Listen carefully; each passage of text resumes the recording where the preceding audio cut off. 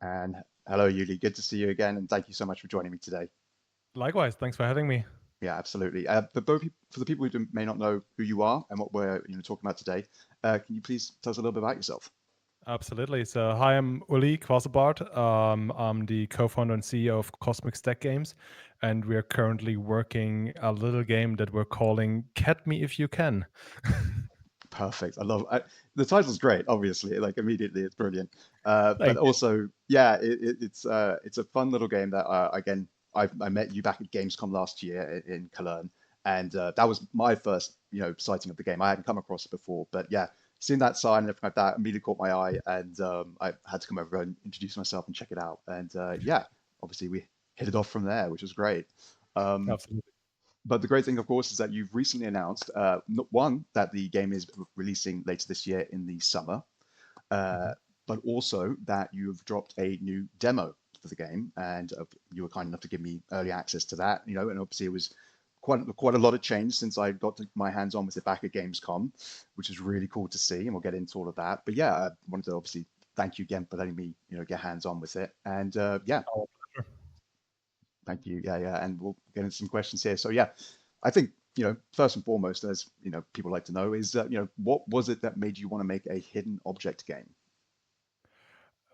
Funnily enough, and I think when you talk with a lot of indies, you often get this, oh, it's like my dream game, and oh, this is the game I've always wanted to play.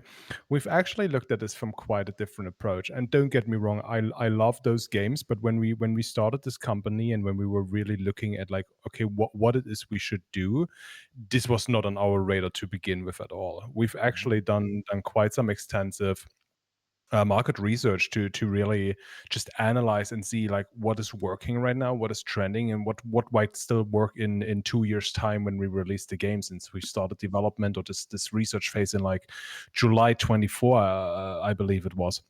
Mm. So we really just crunched the numbers and went through a lot of Steam data to really analyze, hey, like what is currently out there that is working, and where can we see a trend that we quite frankly can just kind of jump on. The Mm. industry has was at that moment pretty volatile, still is, and we had this feeling from the get-go that if we don't do something that's market validated already, we probably won't have a good time. Yeah, So, yeah. and in all that research, we really just found that, hey, there is a plethora of hidden cat, like 2D Where's Waldo kind of games out on Steam, and Hmm. it feels like there was like a new game coming every week, every month at least. And we looked at those, and they were overall all performing pretty well. Hmm. Hmm. So we've dug a bit deeper into this and analyzed a few more other studios that are working to that. Shout out to DevCats, by the way. They've just released their latest title, Planet Full of Cats, just yesterday. We very early on in our development chatted with those folks, amazing guys, and they're obviously, I would say, almost the ones that are doing like the best in terms of like these hidden cat kind of games, and they're Yeah. very lovely to play and really amazing games.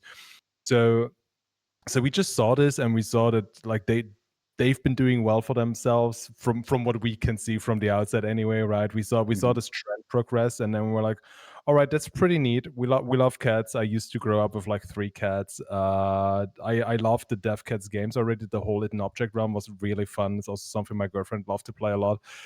And so we looked at this and was like, hey, that's kind of cool. And as much as we see this trend grow, we also kind of felt like it became a bit saturated already.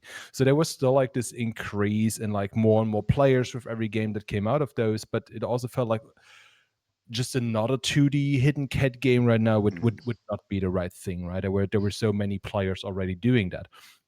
So we just took the concept and really looked at it, and we're like, well, how can we take this whole approach of the hidden cat genre, if you will, right, and make it uniquely ours. And the answer to that was Cat Me If You Can, where we do all of this but in 3D. Yeah, yeah, exactly. And again, so many things to take away from that. One, I love the fact you brought up the hidden cat games and actually talking with the dev team and like that. That's really cool because a little fun joke amongst the staff here at GSC is that one of our editors, Mark, has played through and reviewed about a dozen or something of those titles. He's a big fan of them, and when he saw that I was going to be talking with you today about this, he was like, "Oh, so you're finally getting in onto the hidden cat game scene, are you?" And so he'll be thrilled to listen to this and hear that you've actually That's been awesome. chatting with them, and it's a nice little roundabout way of coming to it, which No, is fun. absolutely, absolutely. Yeah, but again, yeah, as you said, you wanted to obviously then take the idea of the sort of subgenre within hidden object games of hidden cat games that was now sort of there, running with that kind of future proofing of the game and Mhm. like that. So, knowing that when this game comes out in a couple of years' time, when you predict that you'll be finishing development, it'll still hit and still have Yeah, momentum with a fan base that are like, oh yes, another one, great stuff. And of course, with yours having the twist of like, oh, it's a first person 3D environment that we're going for here. And of course, my next question was going to be like, how did you arrive at that sort of gameplay? Because you absolutely were right in bringing up the whole 2D big panoramic environment to like look yeah. through, very obviously going back to the Where's Waldo, Where's Wally book series and stuff like that, and all those sort of hidden object books that people grew up with. Um, and then to me, I suddenly thought of like, well, what other idea is there like this? And the only thing I could think of, and I don't, and again, I don't want to jump in and assume or anything like that, but was Pokemon Snap of all things. And I wanted to know, like, were there other inspirations that came in first, or was it purely a sort of like strike of lightning, like they've always been 2D, we make it 3D? Uh, a bit of both, I want to say. I think there was very much this like clear moment where we just looked at this data and was like, well, how can we jump on this train and make it unique, right? But then the more we dove into it and the more we actually explored the thought, like a lot of other things quickly came up, right? Like the Pokemon Snap. Like if Mm. someone asked me today what Catch Me If You Can is, I often just tell them it's Pokemon Snap in black and white with cats instead of Pokemon, like, and everyone knows immediately what it is about, right? Yep, yep. Uh, but of course, also there's like Toem, right? Wow, Amazing yeah, game, great pull. black Yeah. and white with photography, right? So, Mm. quite frankly, truth be told, even with all the research we've done, we didn't find Toem until quite a bit into our development already. Wow. And then we saw, and we were like, "Wait, what? That's amazing!" And at the same time, like, how did we miss that? Oh my goodness, great stuff. Yeah, That's very cool. And you're right though, like very different takes on it though. So I think yours certainly stands apart from Toe, and it stands apart from Pokemon Snap and the no, hidden for cat sure. games to kind of be this nice little intersection of them all, it feels like, which Yeah, yeah, it definitely sounds like was what you're hoping to reach, I guess. And absolutely. yeah, let's like dive in a little bit more into the gameplay. I think that'll be fun. Because again, first person, 3D environments and things like that. Um, and again, you've kind of created a couple of different things and systems that are going on there. It's not simply just walking around with your camera photographing cats that you find. There are Yeah. side quests going on, other hidden objects that will reveal other cats that you'll then have to find in the environment and things like that. And you go through all of this very neatly in this very surreal feeling tutorial at the beginning of the game, which we'll also dive into a little bit more. But yeah, I wanted to kind of get into those sort of mechanics a bit more and ask like, what were the thoughts behind that? Because you've got the hidden cats everywhere. You're thinking about what to do with all of them. Was it just a matter of like this needs something else, or was it more the idea of like, hey, we can do some fun stuff with other mechanics and things like that? Um, it kind of just simply came really through play testing it Mm, and seeing what players were doing and how this all progressed. We very early on in our development actually gave the game to a bunch of players at like some small fair in Germany, mm, where let's say we had like 200 players there or something over like the course of 2 or 3 days, right?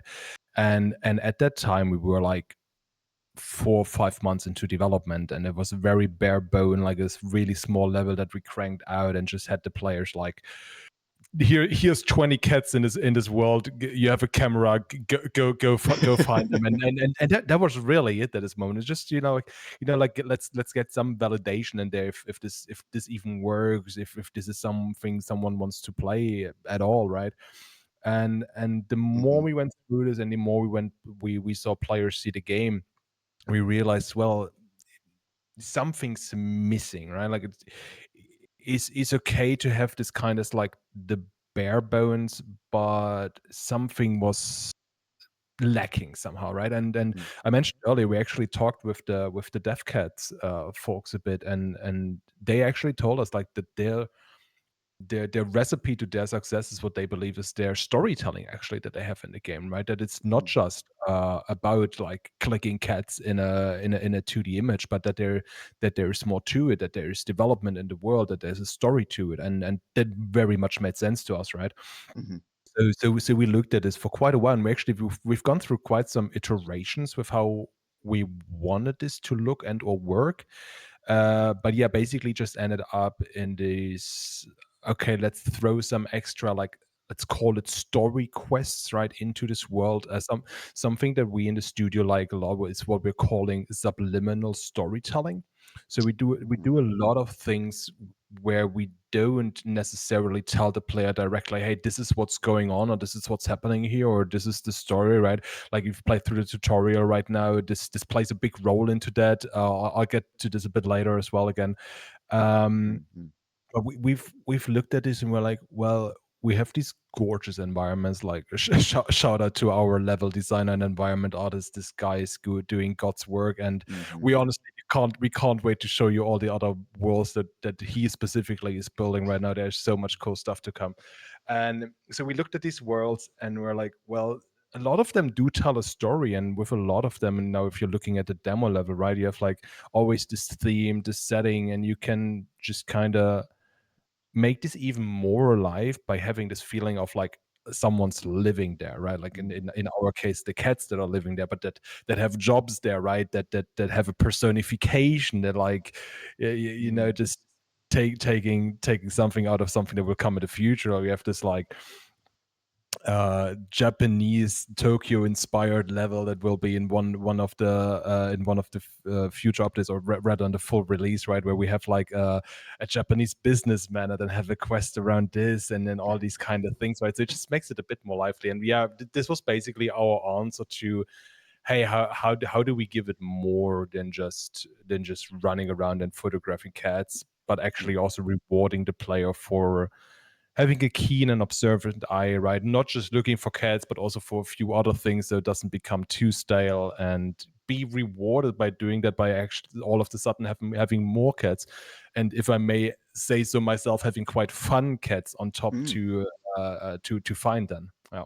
Yeah, absolutely. I would definitely agree with that. And you brought up a number of different things I wanted to talk about there, in particular, talking about sort of narrative and story progress. And then, as you said, talking more about the sort of the subliminal elements of that later on. But yeah, like when it comes to as you say, making sort of interesting cats and stuff like that, and fun cats to try and find and stuff.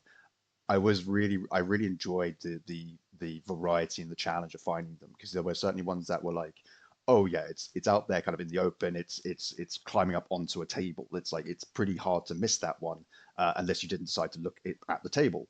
But other ones, will be, you'll be, scanning around thinking like there's got to be a cat somewhere around here, and you'll look up and realize it's hanging from a windowsill or something like that outside. Like, well, I could probably never have found that, if you told me, like, oh, the cat's somewhere, up on the ceiling or on the Yeah. roof or something like that, maybe. But I I I, I then also appreciated the fact that you have the little radar system, Mhm. which allows you to then find cats or Absolutely. items by pinging them for a brief period, and that you then Yeah. also have that really good accessibility, approachability function of being able to adjust the time of the cooldown for that item, because Yeah. there's bound It's to come a point, and I imagine through playtesting, you'll get down to those last couple of cats and items, and people are just going like, "I've looked high and it low can for this get stuff." frustrating. Yeah. Yeah, yeah, and you don't want to obviously hit that Ex wall. So, like, exactly. how long did Exactly. it? How did you again? Like, how long did it kind of come to find that? And kind of tying into that, like, were there any sort of obstacles that you came across, regarding, that sort of side of things, progression, or um, as I sent you my questions about things like visual impairment, because of course you've gone with Yeah. that monochromatic art style, all black and white, bar the spots of color that come through playing. But yeah, sorry, I know I probably asked quite a big one there, but No, that's all feel right. free to Yeah, yeah. to jump on like the first thing you said, like it's quite a fine line to walk in, like how obvious do you make it and how hard do you make it, right? And there's quite a like obviously we don't want to have players get frustrated by like not finding this darn lost cat, and this is by now like the absolute ongoing joke of like this darn lost cat is always the hardest one. And it is, right, because you've Mm, looked everywhere with this whole world and you're still like, where is it? yep. um there have been quite a few iterations when it comes to that, and then like going back to this like very first playtest, like a bare bones demo that we had for this event, like there was nothing like that. I just remember like standing at the booth and we're like, have you looked there, or maybe check there, have you looked there? Trying to and, drop and I mean, hints. yeah, and I mean, it was quite clear for us from the beginning that okay, this will require a hint system, because we don't want players to be frustrated, and into this also plays the different zones that we divide every level in, right? Because we also Mm, don't want to have the player be like, oh my god, there's like one more cat missing in this gigantic world. And like, mind you, the demo that you can play right now might end up being one of our smallest levels. interesting. So there will be quite some areas to discover and explore, and we didn't want players to be just like, oh my god, this map is huge, where Mm. could this lost dawn cat be? So we already like kind of pushed it together, like, okay, you have here the zone and there the zone, and the zone tells you if there's still something in here. And then of course looking into, okay, what else is there that we can do, right? And then like, okay, let's work with this kind of radar thing, which also in the beginning was only audio based, and we Mm, realized, well, firstly, there are hearing impaired people for which this is not really nice, but also secondly, again, through playtesting, we quickly discovered, okay, like, this is just not enough. If the cat sits behind a house and you're in front of the house and you hear the sound of the cat, like, okay, is it like right in front of me? Is it mm, inside of the house? Is it behind the house? So we felt like, okay, there's definitely a bit more that's needed there. So it was definitely a few iterations to come to the stage that we're in right now. And we're also always open and very happy to have community feedback and just feel like, hey, what else can we do to make it better? And a lot of feedback that we've actually gotten right now is in terms of motion sickness, but also mm, how this monochromatic can be on the eyes over time. And we're also already right now looking again into, okay, how can we make this more pleasant? How can we potentially create like sepia filters that we even lay over the world if people mm. need it, to have a more like pleasant experience on the eyes and all these kind of things. And it's a lot of things that also, like, if you would have asked me this question like a year ago, like, what do you want there, like could have thought of it, and Mm, or could try to think of it, but like never like realize, if you're not sitting in that chair, right, that this might become an issue also, alone with like the, yeah. the the motion sickness from being in first person and all these kind of things. And we've chatted with a lot of people about like, hey, what can we do to make this like as pleasant as it can be, right? And Mm, so we've mm. gotten a lot of feedback, and it's definitely there was definitely a bunch more things that we will work on to maybe even still implement into the demo, but definitely have for the full release, to make it as accessible as possible. Yeah, yeah. I mean, I will say, like immediately, like obviously the monochromatic visuals make it stand out in a great way. One within the genre, but also just as a game in its own right. There are very few games you get that tend to stick to that sort of palette. Um, but also, I do think it lends itself so well to the game you've designed in that sometimes it'll be something as simple as the item is out in the open. For example, I won't say exactly where it is for people not to ruin it, but there is a sword to find in the demo level, and it was one of the last things I found. And Which everyone misses. It's the yeah, most obvious thing. Everyone misses this it, dawn sword. and it makes total sense. You know what I mean? Because you're spending so much time peeking under things. Look, Yeah. it must be on. Maybe it's up on a wall. Maybe it's hidden amongst others on a rack of weapons or something like that. It's like, nope, it's just leaning there, and you've probably walked past it a dozen times. You found the Amazing. helmet, you found the shield.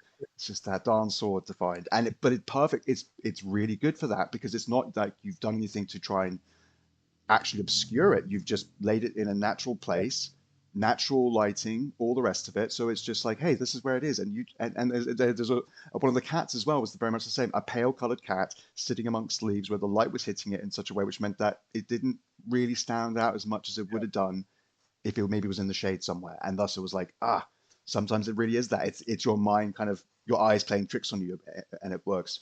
I think really Absolutely, well. and there have been cats where I thought, okay, like these are the hard ones, right? And then Mm. everyone ended up finding them very easily, and then you have things like the sword in the demo where you Yeah, think like this is the most obvious thing, and it's most of the time always like the last or one of the last things yep. people actually find. It's Yeah, brilliant. it's You quite can't predict that, can you? Though with not at player all. behavior. Yeah, it's amazing. And yeah, so let's. I wanted to ask actually another quick question before we Mhm. move on to some other bits about progression again, like I said earlier, because during your tutorial, which again is great fun, and I'll say now because we've alluded to it enough, is this just brilliant level which is very streamlined and does a great job of taking you through everything, but is set up in your this sort of floating in the void of space. It seems amongst sort of like almost like debris of all the different levels Mhm. and stuff like that that you'll come across, which is really, really fun, and really kind of sets a really interesting, fun vibe to the whole game. Um, but then, going through that, you're introduced to, as we talked about, sort of like little side quests and other items to find and interacting with things, using the fast travel system between the large monitor screens Mhm. for each zone, which again, great little, touch, quality of life there for just getting about. You don't have to walk from one end of the Tokyo map to Yeah, the other yeah. or something like that. So yeah, makes sense to do that sort of thing. But one thing's brought up, and I don't think it's probably given the time to kind of fully realize it, which is the gold stars that you earn Mhm. through finding everything in the levels. I wanted to ask if that was purely there to symbolize a sense of like completion for that level. So you've got your gold stars, well done, everything's filled in, you can move on, or if there's They're more of a related like, to the quests. yeah, yeah, Like as soon as you solve a quest and photograph the quest card, that's when a star populates. that's right, yeah, And yeah. and then So you have the crown for this like legendary cat where you have to photograph these different items. So yes, yes. that's basically just showing you that you okay, you solved this quest. Ah, okay, right, yeah, yeah. I wasn't sure if that was sort of thing where it's like a cumulative thing. So it's like, oh, once you've gotten this many or something like that. Just wanted to clarify. Yeah. But yeah, no, again, love that again, and that's the nice thing as well is like so you've done such a good job of all the tracking, I believe. With again each of the monitors Mhm. having the cats for that area, the top left hand corner tracking the total amount, and then of course you've got your tablet which runs you through the items you've Yeah. got, the quests to do, and yeah, I think again all of that is so well explained in the tutorial, and I thought it was fun that again all of the gadgets you get are these brightly colored objects, and the gear that you have is all these quite bright, almost lurid colors in comparison to the environments you're in, which makes it easy to find all this stuff in comparison to everything else, which is a No, nice for again. sure. Yeah, yeah. Was that always the case? Did these things always have these bright, punchy colors to help them be Yeah, I mean, visible? it kind of relates to like this whole story that we're crafting around. I don't know if you remember this comic book that we had created, especially at Hmm. Gamescom. Yeah, yeah. We already like alluded a bit to this whole storyline. Um, I don't want to take away too much right now, since we're also working on a really cool animated story trailer that we will likely release with the launch of the full game. Maybe Exciting. even prior to that. That's yet to be decided. Hmm. But something obviously happens since everything is frozen in time, and USD protagonists are not affected by that. So everything else in the world that relates to USD protagonists, like these boards, right, the large screens, but also your um internally, I don't know if I'm getting into legal trouble calling it that, but internally we're always just calling it our Doctor Who box, which is I think fired Doctor from. Who box is a good way to get around that. You're not using the term, as it were. You're not using Yeah, the yeah, yeah, exactly, yeah, yeah. exactly. Like everything that's related to the player The has telephone not box that been must not be affected. named. Yeah, I mean, you never know, right? You never know. Yeah, no, no. It's just our internal naming. And for the most time, we also just call like the nip box. Ah, Um, good fun. I like that. Yeah, yeah. yeah. But yeah, so all of Mm, these kind of things, right? Like they've not been affected by this, what we like to call the cosmic cataclysm, pun intended, excellent. as there are so many in our game anyway. Hmm. And so of course, with that also comes the whole like player objectives, but also a bunch of things that are generally interactive in the world, things that will also I think that's actually none of that is in the demo, but later on things that oh no, there are a few things in the tutorial actually, like you interact with them and then they regain their color, right? Like in terms of also the quest progression and all of these things. Yeah, yeah. So it's kind of like this whole theme of, you're not affected by that, and everything that that's related to you or that you interact with or photograph, right? Like regains its original state, if you will. And so I take it then, as things go on, more of that sort of is meant to slowly unfold. As we were talking about this with the sort of subliminal narrative going on. It's Yeah. well, again, we'll have this obviously animated trailer as well, but it's not going to be a rolling text at the beginning of the game to tell you exactly what's happening, kind of thing. I assume in that No, no, respect. no. Yeah, and Yeah. and I think this will be something that will probably be in every game we will ever make. It's something that I've found for myself when I started game in game dev that I really like this. It's just also like the first game, right? Like it was a puzzle game, like an escape room that I built, and it was a lot about just Mm, like not just telling the player everything that is there, but having them be able to progress without realizing these things, mm, but giving them something on top if they do realize it, or if they, if they have this observant eye and all these kind of things. So it's just like, rewarding the attentive player and the one that takes time, which, takes time to explore things and mm, mm. yeah, delve into things, right? Which is what Catch Me If You Can is also all about. Sit back, take a breather, take your time, and don't rush through this, but enjoy, relax, and observe. Yeah, absolutely. And in my demo impressions article, that was very much something I wanted to try and get across, was that, like a lot of these sort of games, the hidden object varieties and things like that, and like other ones we've mentioned, like Pokemon Snap, they tend to go with a very kind of laid back, Mhm. easygoing approach Yeah, to things, especially with the, things like music choices, which you again have a really lovely, beau- frank, quite beautiful piece of piano music that plays throughout that first level. One, I wanted to obviously say it was really lovely, but also, is that the sort of tone that people can expect for every level kind of going forward, or absolutely. will it be like a bit more variety as far as like the mood and or vibe, as it were? No, I think it would very much be along those lines. Hmm. And yeah, shout out to Adam, our sound designer and composer. I couldn't have wished for a better sound design on our team. He just gets it, and Hmm. we from like a creative direction standpoint, there's barely, if ever, anything where we have to give him direction. He just sits down and creates this gorgeous music, and it just works so well with the game. And you just sit there and like, I I have probably spent easily 100 hours in this demo level by now, and I'm still not tired of this music. So Mm-hmm. that just speaks volumes to me, and we're so happy to have that. And this will definitely be the vibe that will continue to be in all the other levels. Of course, thematically adjusted, right? Obviously, we Mm-hmm. will not go with the medieval theme in an ancient Egypt. Of course, there will be new elements, new Yep. instruments, all these kind of things. But Hmm. yeah, Very cool. of Very course, just about the chill vibes.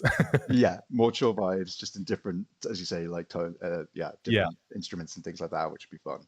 But yeah, and absolutely, that's exactly how I felt, playing through the demo and playing it through a couple of times. I even had my daughter sit down and try it out, and yeah, just that piece of music. It's a it's a nice length piece of music. It's not like a short little clip, as it were. So you're not getting sick of it within seconds. And I was humming along with it by the end of it. Yeah, it's really Yeah. really lovely, and it really suits the atmosphere of what's going on. And as I described it in my demo impressions, it really feels like you've kind of in a kind of thematic way, you've stepped inside a sort of black and white photograph of this world, and you're now Yep. just being able to explore it, as because everything is pretty much all static. You've got like little patches of butterflies to add teensy bits of animations and things like that here and there, but Yep. otherwise everything is pretty much static, and it really creates this sort of serene feel to everything, which I think you could quite easily, just by sheer change of literally like the pitch of the music, you could make it almost feel like a horror game, just by virtue of like, that's a really weird thing to be involved in, but because you've got a Yeah. nice plinky plonky piano playing, it's actually quite lovely. Yeah, we can also always just inverse the colors, make everything that's white black, and then only the black parts white, and change the Yeah. music, and suddenly you're in a horror game. There you go, exactly. Yeah, which would be, crazy. It'd be really interesting to see how that worked out. But no, like I wanted to, definitely highlight the music and stuff like that because I think it's important. And the sound design as well. It's really fun. And I Yeah. think that's where you get a lot of that sort of playful energy from for the game is the sound design in particular. Absolutely, and from the very get-go, especially with the music, I was like, okay, this game is gonna live or die with the music, right? Like especially Mm, for these kind of cozy games that are about relaxation, that are about slowing down and taking a breather, right, and taking your time. Like yeah. if you'd get annoyed by that music, I think we would have a problem. Yeah. Because again, you're into the gameplay if you're into the gameplay because it's a hidden object game. But if suddenly the music comes on, you're like, well, I'm meant to be in this area for a good 10, Yeah, 15 minutes, trying to look around here. And this is playing. I don't know, Chief. And yeah, I can see that being a real issue. Also, other games, of course, you're moving between environments, you're doing different things, and so the music's likely either trying to like change to keep it in tone with what's happening, or you're playing a game that's got that sort of I can't remember what they call it, that music that changes like dynamic music, which yeah, changes sure, yeah, like when you enter combat and suddenly the drums kick in, that sort of thing. yeah. You're not dealing with that, and thus you really need to cement that and make sure that people are going to enjoy those tracks since that's what's accompanying them throughout the game. Absolutely. Yeah, that's really really nice to hear. And again, great work on all of that. Thank you. Getting close to the end of definitely all the questions I got here. And again, we covered some of the ones otherwise I would have probably brought up earlier, in particular, why cats? Question mark. But I think that's a question that kind of answers itself, as if anybody knows about cats Yeah, in general. everyone loves cats. The internet Yeah, loves cats. We're all here for them. Like that. That's just that.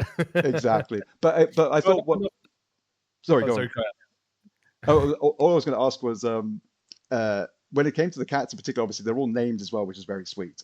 Quickly, was that just a fun kick around the office sort of thing of like everyone names for cats now go, like everyone just drop them in the Discord sort of thing, or was there a real kind of conversation about like, hey, what were the cats you grew up with called? Like, what was that neighbor's cat that always used to like chase your one? All that sort of Yeah. thing.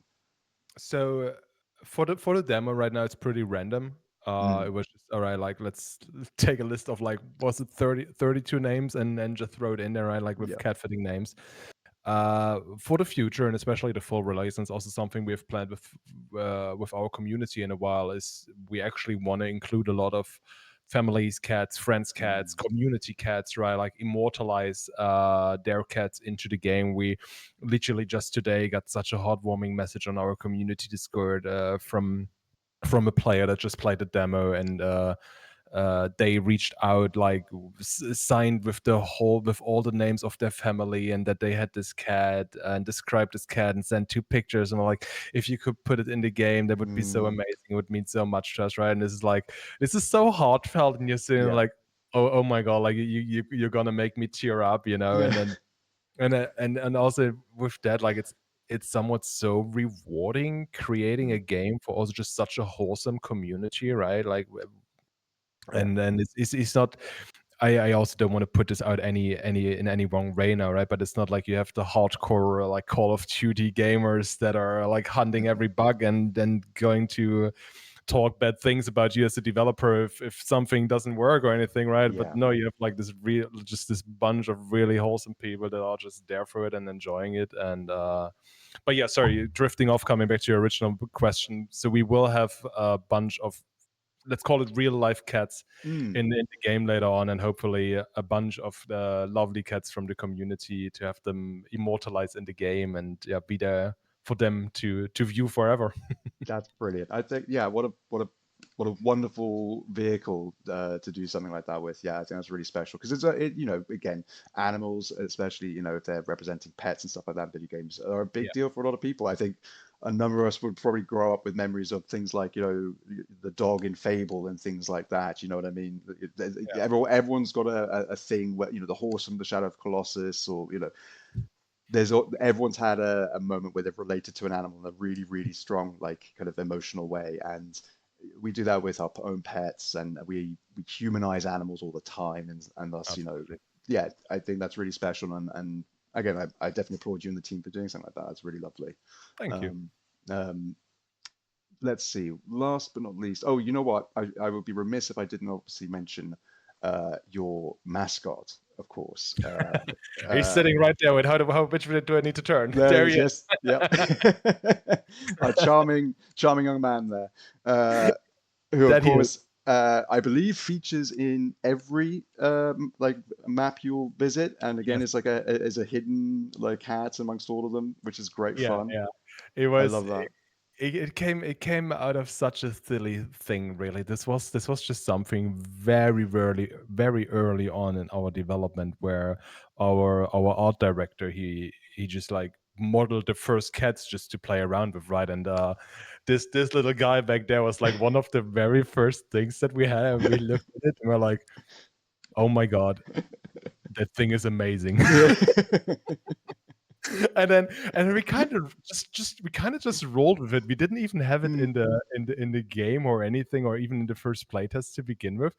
But we kind of just thought, okay, this guy, a little guy, is so funny looking. We just call him Derpy now because he hmm looks, well, he just Perfect. looks very derpy. hmm And uh A lot of and we thoughts in there. yeah, we just had them in our reveal trailer. We just threw them in there. Wasn't even in the game at the time, but we just Uh, internally, like as a team, we just really fell in love with him. And so we were just like, all right, he's got to live in the game now, right? And then mm, we had we put him in this demo world, which we also showcased at Gamescom, right? And like had this plushie producer just be like, hey, this is our mascot now. And then so far, like, also the community has been loving him, and there have been a lot of folks wanting this as a plushie. And I don't even remember how many people at Gamescom last year wanted to buy this plushie off the booth. So we're looking to might be doing a little Kickstarter very soon, so oh, people can get their exciting. hands on a little derpy. And yeah, we will have an iteration of him in every level, in every theme, and every world, like throughout the history of our game. And yeah, I love it. That's so cool. It's fun. Great having a mascot. Absolutely. I love that. And excited to hear of the potential of having our very own Derpy at home with us. That's absolutely. great stuff.